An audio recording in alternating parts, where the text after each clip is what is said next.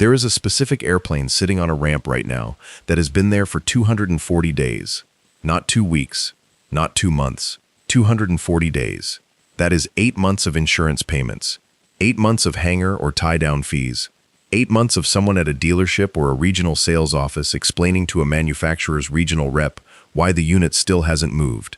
And the airplane in question isn't some niche experimental kit build or a leftover from a discontinued program nobody wanted.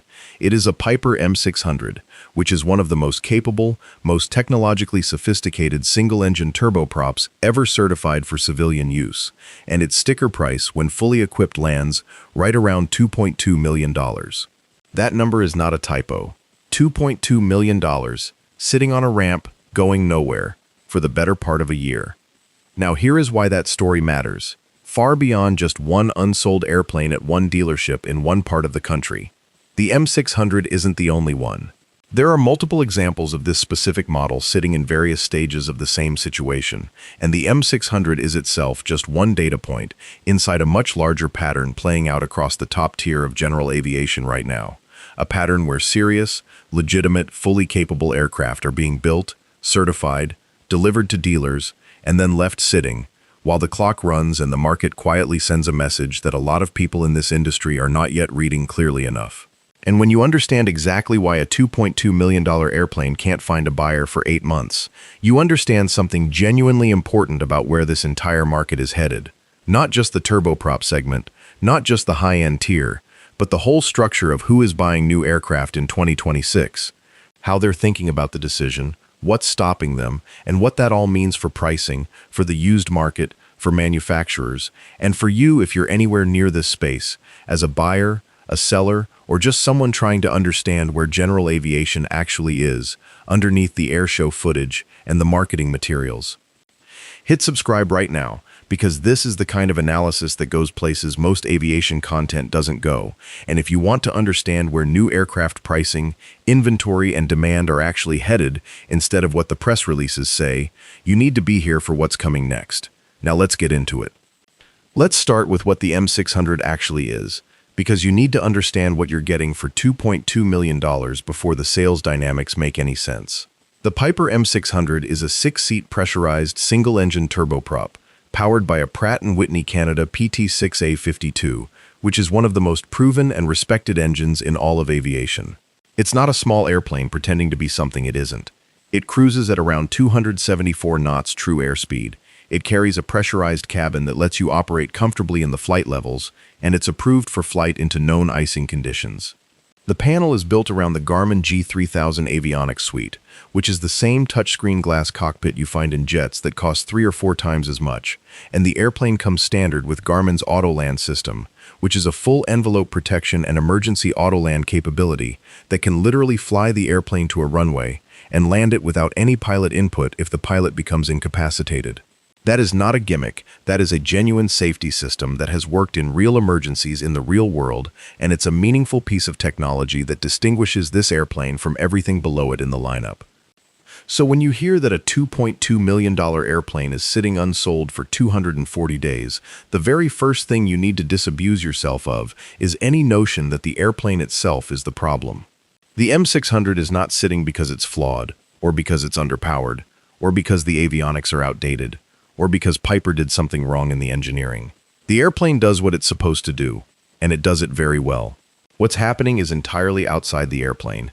It's the market, the buyer, the financing, the insurance, the competitive alternatives, and the psychology of a very specific demographic making a very large discretionary purchase at a very complicated moment. Understanding all of that is the whole point of this conversation. So let's talk about who actually buys a new M600, or more precisely, who is supposed to be buying it, because that buyer profile is central to everything else. The ideal M600 customer in the manufacturer's model is a high-net-worth individual, almost always a successful business owner or senior executive, who has serious transportation needs that a piston single or a standard normally aspirated airplane simply can't meet. This is someone who needs to cross a significant chunk of continent with some regularity, who values their time in a way that translates directly into a willingness to spend money on speed and capability, who wants to fly themselves rather than deal with the scheduling and cost structure of charter or fractional ownership, and who has the flying experience and the medical certificate to operate a pressurized turboprop as the sole required pilot under Part 91. That's the picture. That's who this airplane is built for. Now let's talk about what's actually happening to that buyer pool in 2026. Because this is where the story gets genuinely complicated in ways that one simple explanation can't capture. The first layer is pure price. $2.2 million for any single-engine airplane, no matter how capable, is a number that requires a very specific buyer.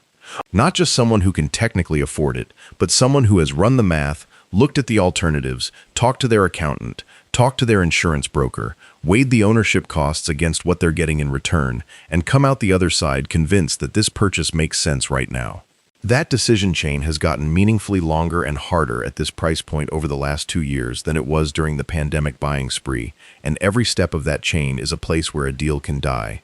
When the market was running hot and turboprop buyers had waitlists stretching 12 to 18 months, a lot of that deliberation got compressed by scarcity anxiety. You'd lose your spot if you didn't commit. That urgency made buyers move faster and accept terms more readily than they would have if they'd had time to think. That urgency is completely gone now. The ramp has airplanes on it, the buyer can take their time, and buyers who take their time are a fundamentally different negotiating counterparty than buyers who are worried about losing their place in line. But it's not just the decision timeline that's changed. The actual value proposition of buying new at full price has gotten harder to defend when you look at what the used M600 and competitive turboprop market looks like right now. A buyer who goes looking at the pre-owned side of this segment can find M600 examples from 2, 3, 4 years ago, low time, well-maintained, engine programs intact, with avionics that are one software update behind current spec at most, for meaningfully less than the new airplane price. Not dramatically less in some cases, but enough less to matter on a transaction this size. Even a differential of $300,000 or $400,000 on a $2.2 million airplane is a number that a sophisticated business owner doing a genuine cost-benefit analysis is going to pay attention to, especially when that same buyer understands that the new airplane is going to take a depreciation hit the moment it leaves the dealer's ramp, and the used airplane has already absorbed the steepest part of its depreciation curve. The calculus on new versus used at this price point has shifted meaningfully from where it was 3 or 4 years ago, and that shift is showing up directly in how long these airplanes sit. Let's dig into the financing dimension, because this one matters more than most people outside the industry appreciate.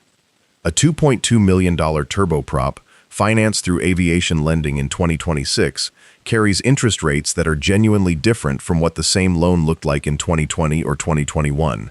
Aviation financing tracked the broader rate environment up as the Fed moved, and while those rates have moderated somewhat, they're still not where they were during the years when money was essentially free and a buyer could rationalize an enormous aircraft purchase, partly because the cost of borrowing to make it was negligibly low.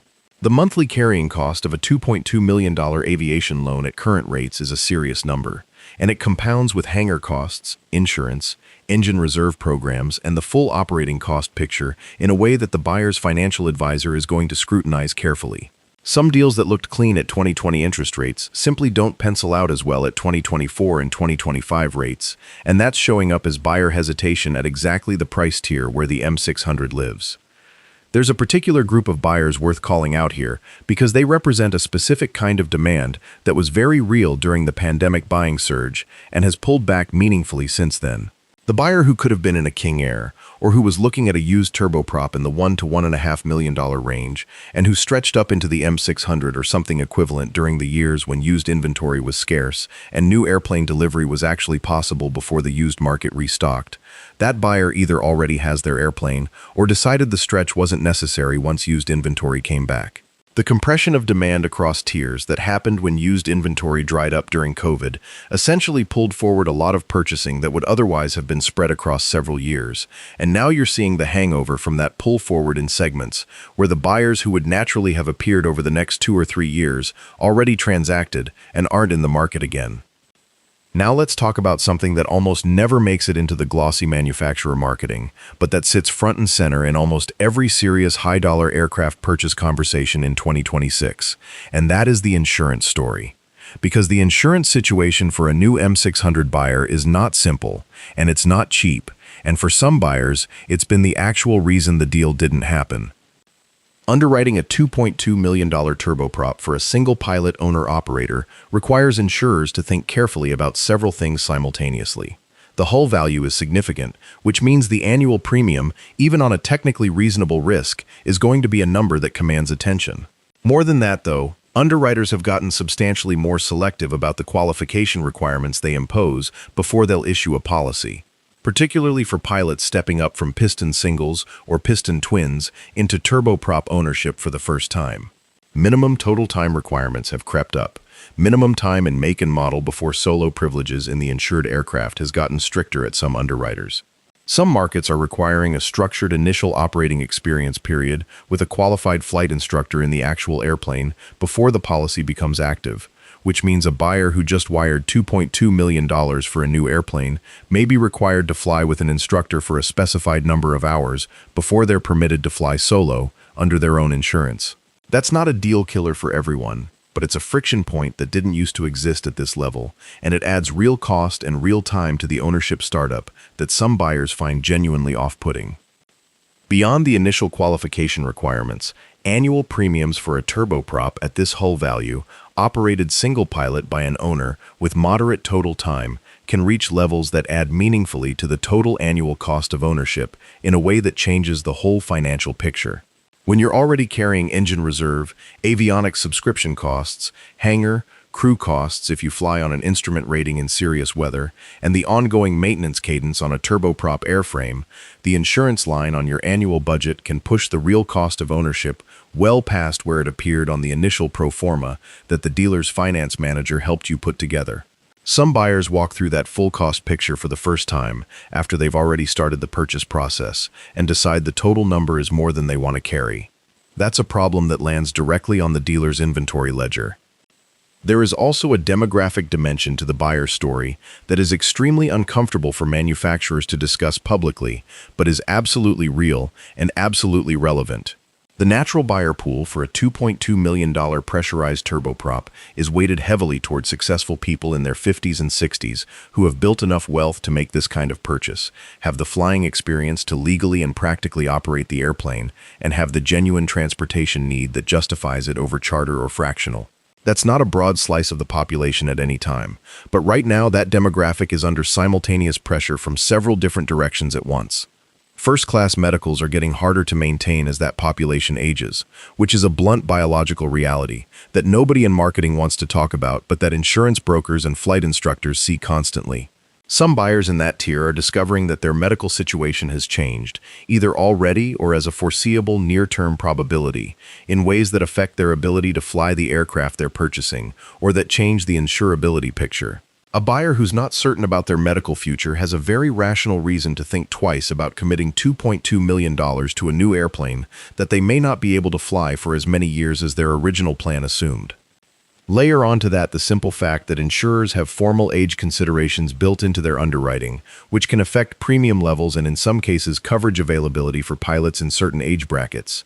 And you have a segment of otherwise qualified buyers who are running into underwriting friction specifically related to age, at a moment when the intersection of age and medical uncertainty is already making them think harder about the purchase.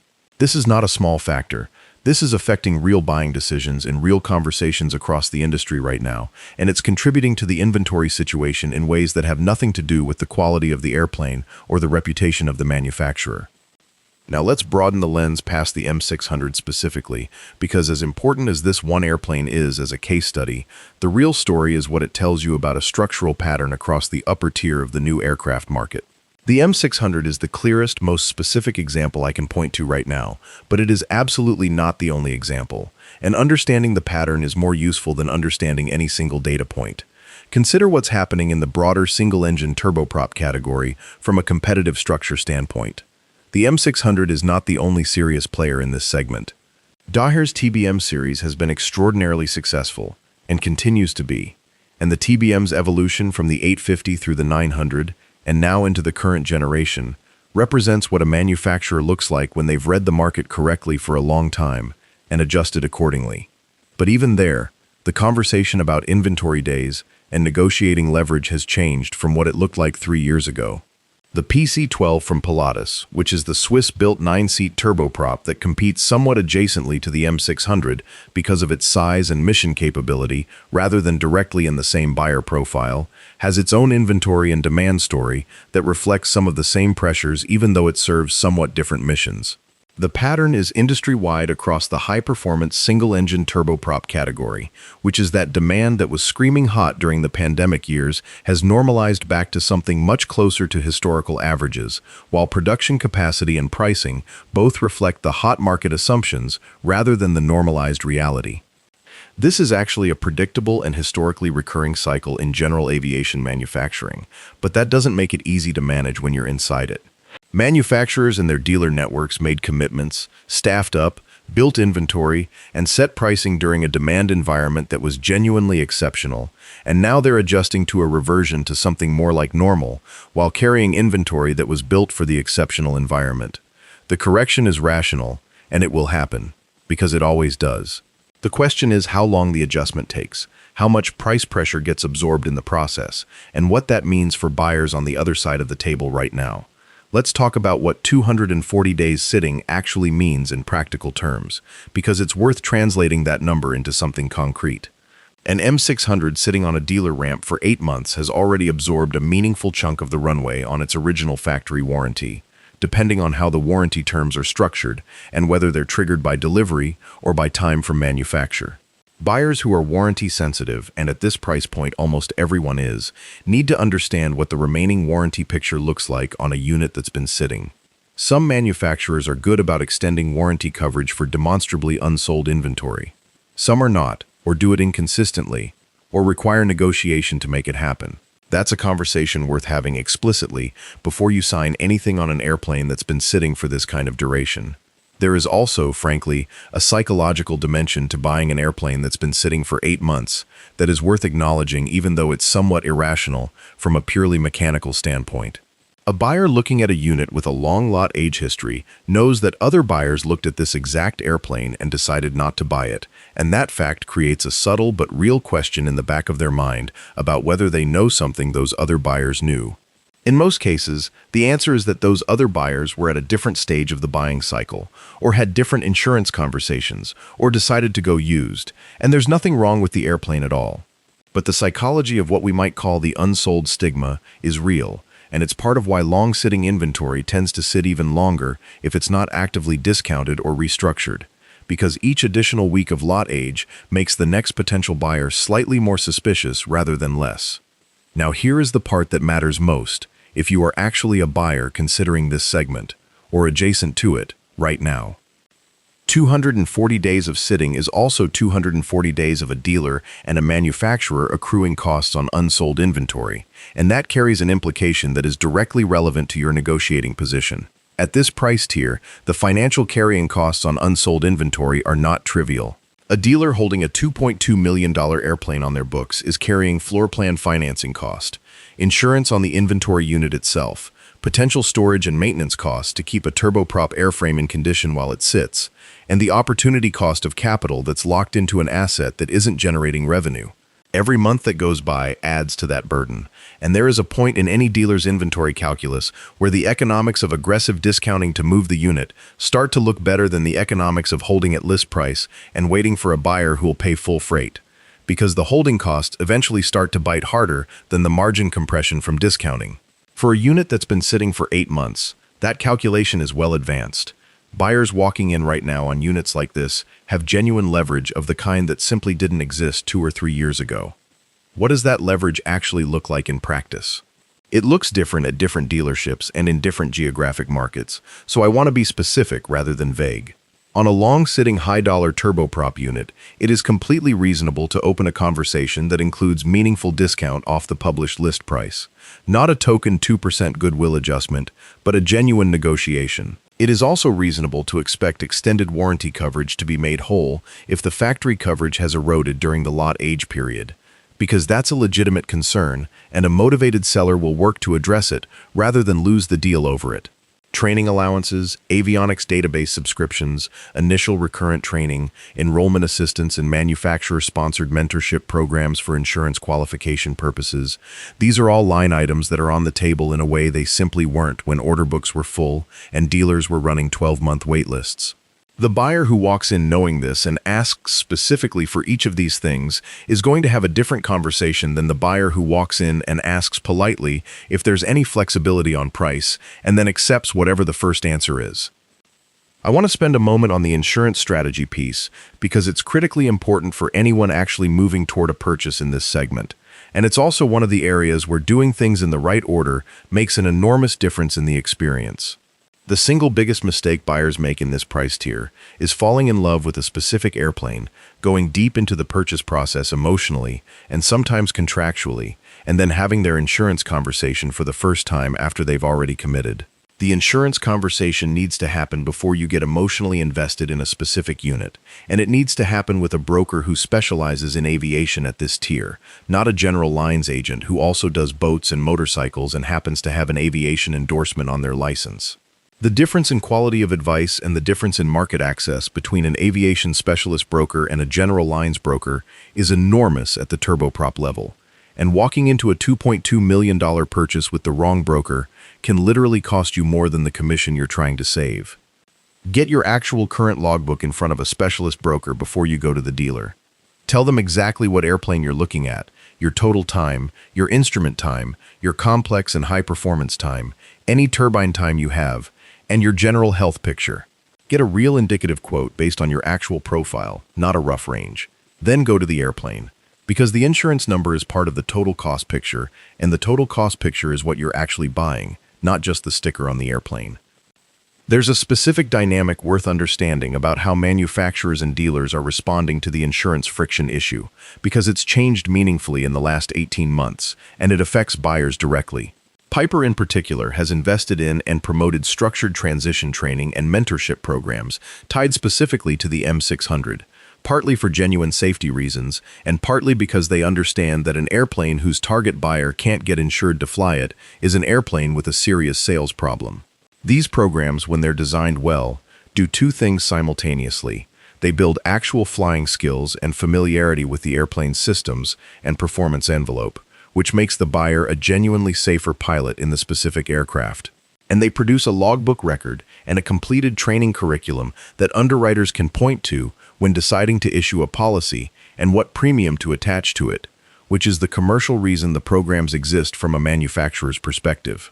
Both purposes are real and both matter, but the second one is the one that most directly affects your ability to close a purchase and get to an insurable state on a reasonable timeline. And it's worth asking specifically about what support is available in this area before you commit to a purchase, because the quality and structure of these programs varies. Let's talk about what the current M600 inventory situation tells you about the broader general aviation new aircraft market in a way that goes beyond this one model, because I think the lessons here scale across multiple segments in ways worth thinking through carefully. The first thing it tells you is that the price normalization that the used turboprop market has undergone over the last 2 years has genuinely reset the value proposition of buying new, in this tier, in a way that manufacturers haven't fully priced or marketed around yet. Used turboprop prices spiked dramatically during COVID as demand overwhelmed supply at every level, and buyers who couldn't find new inventory were paying prices for used aircraft that approached or in some cases matched what new would have cost in a normal market. As new inventory came back and economic conditions normalized, used prices have corrected meaningfully. That correction has recreated a used versus new value gap that makes the case for new harder to make, and manufacturers whose pricing reflects the hot market reality rather than the normalized one are going to keep seeing extended lot ages on their inventory until that gap closes, either through used prices ticking back up, new prices coming down, or some combination of both. The second thing it tells you is that the buyer for this tier of aircraft is more financially sophisticated and more deliberate than buyers at lower price points, which means they're also more likely to walk away from a deal that doesn't make complete sense on every dimension simultaneously. A buyer spending $2.2 million on a turboprop has almost certainly already built a business, already navigated complex financial decisions, and already developed the discipline to say no when a large discretionary purchase doesn't fully add up.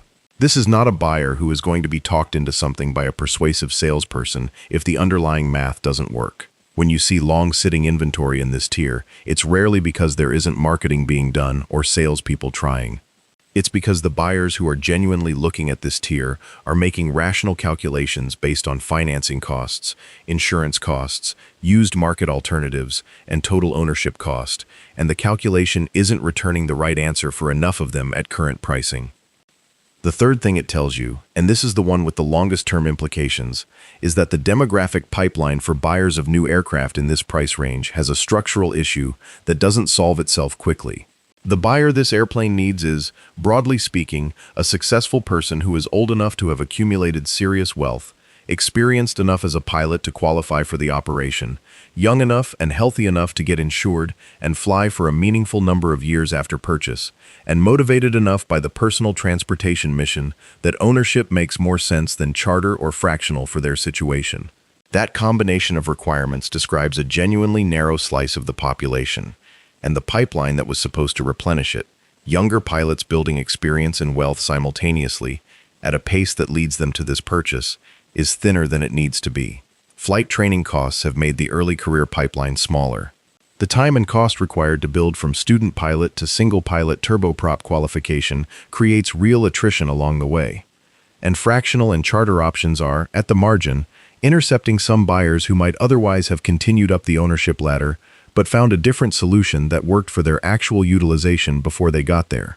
None of those factors are new, but they're all pulling in the same direction, and they're pulling against the demographic replenishment that a healthy new turboprop market requires.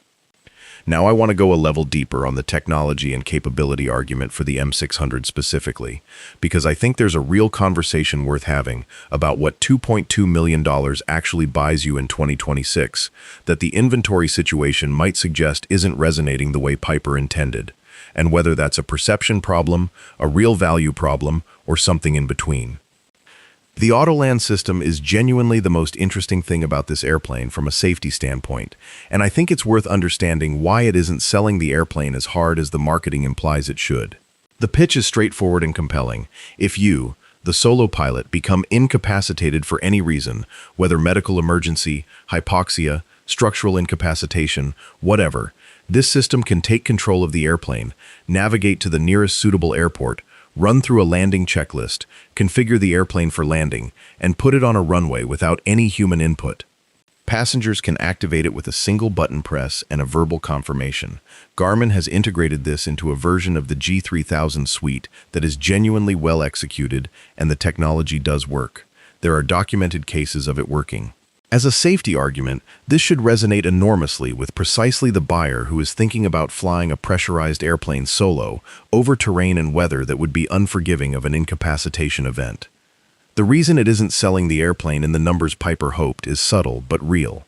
The buyers who are most worried about the incapacitation scenario are also frequently the buyers who are most honest with themselves about the medical and age factors we talked about earlier, and the Autoland system as a pitch point is doing something interesting psychologically. It's simultaneously reassuring the buyer about what happens if something goes wrong, and reminding them that there is a specific population of people for whom something going wrong is a higher probability than it is for a 25-year-old. Buyers who don't have that concern aren't especially moved by the feature. Buyers who do have that concern find that the feature highlights the same reality that's already making them think hard about whether they should be buying a new pressurized turboprop right now at all. That's not a criticism of the technology. It's an observation about how the marketing emphasis on one feature has intersected with a broader buyer psychology in ways that aren't producing the sales conversion that seemed logical when the feature was designed and announced. There is also a real conversation happening in this buyer pool about the pace of avionics technology evolution and what it means for the long-term value of a panel that's current today. The G3000 in the M600 is a genuinely excellent system right now. It will remain capable and serviceable for a long time. But buyers who are sophisticated about technology are also aware that avionics development and integration has been moving at a pace that is faster than historical GA standards, partly driven by what's happening with synthetic vision, ADS-B integration, connected avionics ecosystem development, and the bleeding edge of what companies like Garmin are developing for what comes next after current glass panel architectures. A buyer making a long-term ownership decision at $2.2 million is at some level thinking about how the panel will look relative to current technology in 10 years. And in an era where that evolution has genuinely accelerated, that question lands differently than it did when avionics changes came at a slower pace. Some buyers are waiting to see what the next avionics generation looks like before committing to current hardware at current prices, and that hesitation shows up in the inventory numbers. Let me address the competitive landscape for the M600 directly, because it's relevant to why this specific airplane is sitting, rather than just the general turboprop market. The M600 competes primarily against the TBM series from Daher, and the TBM has some specific advantages in the market right now that are worth understanding honestly. The TBM's evolution has been continuous and incremental in a way that has kept it current in buyers' minds as a progressive product, rather than a static one, and Daher's reputation for after-sale support and the TBM owners' community has created a network effect that influences purchase decisions. When someone in the buyer demographic is talking to other people who've already been through the new turboprop buying process, they're likely to get more referrals toward TBM ownership than toward M600 ownership, simply because the installed base and the community around the TBM product line is larger and more vocal. That's not a technical argument about which airplane is better or more capable. It's a social proof and community argument, and those arguments matter more in high-value discretionary purchases than product marketing people typically want to acknowledge. The M600 also occupies an interesting and somewhat awkward position in Piper's own lineup, which is relevant to how dealers prioritize and sell it. Piper's traditional strength has been as a trainer and intermediate airplane manufacturer. The M series represents a deliberate move upmarket that Piper has made with real investment and real engineering, but it puts them in a segment where the buyers have historically been more comfortable with Daher, Cirrus at the SF50 level, and King Air for those willing to go to twin turbine.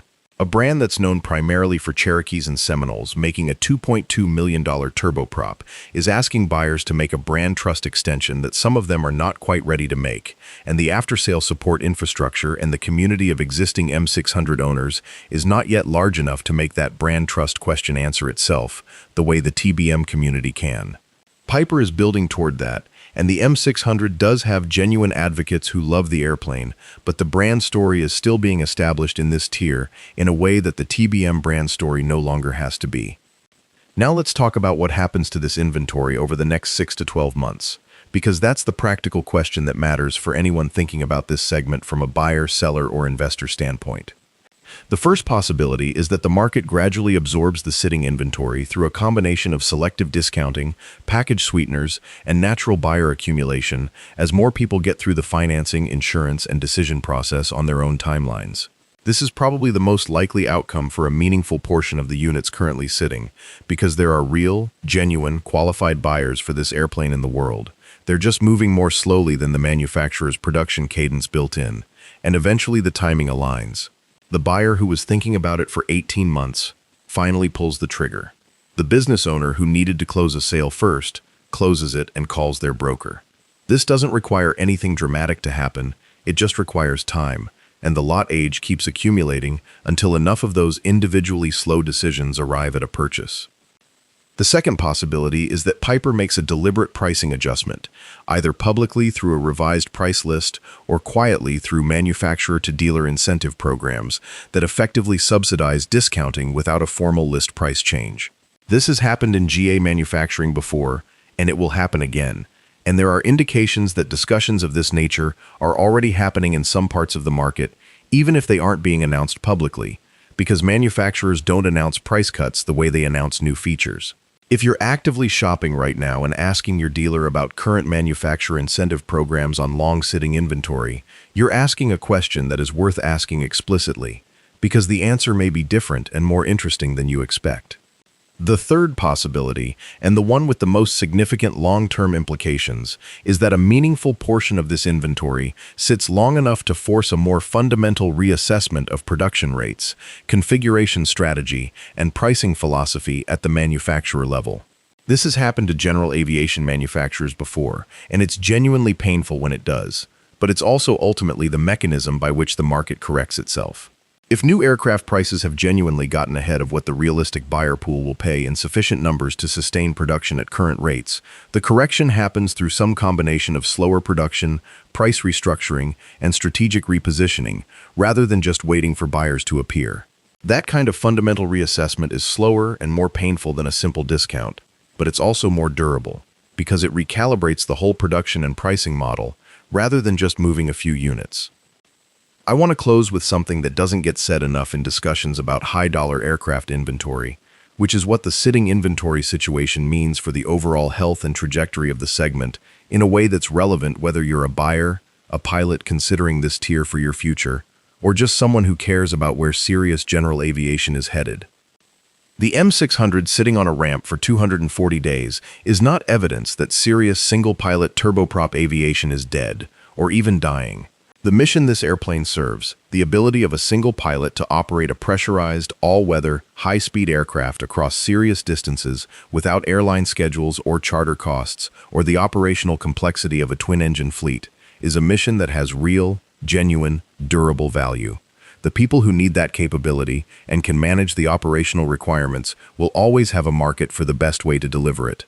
What the sitting inventory tells you is not that the mission is gone, but that the intersection of price, insurance, demographics, and competitive alternatives has temporarily disconnected the supply of new airplanes from the current, right-now demand for them, and that disconnection is painful for manufacturers and dealers in the short run, but also creates opportunity for buyers who understand what they're looking at. A buyer who does the work, understands the financing, gets the insurance conversation right early, cross-shops the used market honestly, rather than sentimentally, and walks into a dealer conversation armed with a clear understanding of what leverage they have on a long-sitting unit, can get into one of the most capable single-engine aircraft ever built for the owner-flyer market, at terms that are genuinely more favorable than anything that existed during the hot market years. That's not a small thing. The M600 at a negotiated price with an extended warranty, a training package, and an honest insurance structure in place is a different financial proposition than the M600 at list price with a 12-month wait and no leverage. The current market is offering the first version of that deal to prepared buyers who understand what's actually happening, and those buyers are getting something real in return for their patience and their homework. The people who aren't getting anything in return are the buyers who are waiting for the market to give them a signal they can't miss, waiting until it's obviously a great time to buy, based on headlines or press releases or some announcement that the market has turned, because those signals almost never come clearly enough to act on, and by the time they're undeniable, the leverage is already gone, and prices are moving back up. The signal is here now. 240 days on the ramp is the signal. 8 months of carrying costs and no wire transfer is the signal. A motivated dealer and a manufacturer whose production pipeline has outpaced their order book is the signal. Understanding that signal before it resolves is the entire game. If you're anywhere near this market as a buyer, do the homework, have the insurance conversation early, talk to an aviation attorney about any purchase agreement terms before you sign, and walk into the dealer conversation knowing your number rather than waiting to find out theirs. The advantage is real. The window on that advantage, like any market inefficiency, is not permanent. Leave a comment if you've been actively shopping in this segment or adjacent to it, and specifically if you've found the dealer conversation to be as negotiable as I'm describing, or if your experience has been different.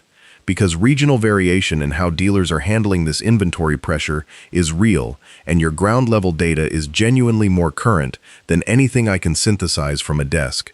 And if this kind of specific, detailed look at what's actually happening in the GA market is useful to you, subscribe right now, because there is a lot more of this coming, covering not just the inventory and pricing picture across the full spectrum of the market, but the regulatory changes, the insurance market trajectory, and the used aircraft value trends that connect to everything we've talked about today. This is a market in genuine transition, and the people who understand the transition before it completes are the ones who make the best decisions in it. Fly safe. See you in the pattern.